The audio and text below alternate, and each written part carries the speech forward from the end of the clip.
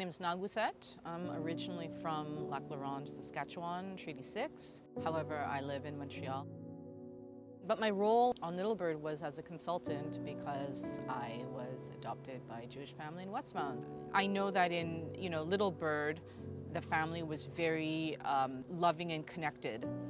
My experience was not that, so it was important for me to be moved, not necessarily all the way here to Montreal, but I did have other siblings that were older and responsible and wanted to keep me, but the idea was to remove me from the family, put me into a white home, change my name, change my culture. I would lose my Indian status. I would become part of, like assimilated.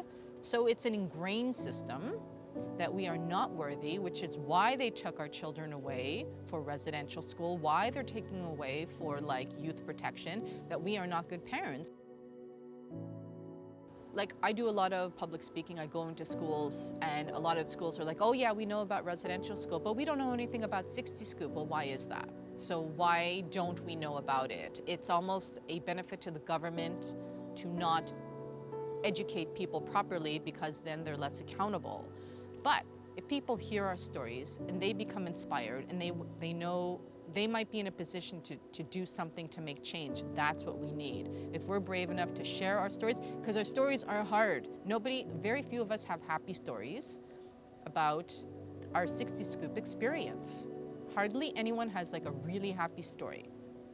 Even if their families were supportive, there's still the birth family that is struggling, right? Like it is a story of struggle, and we are like walking perseverance. The fact that we are still alive, the fact that government did everything to kill us and we are still here shows us that we're perseverant.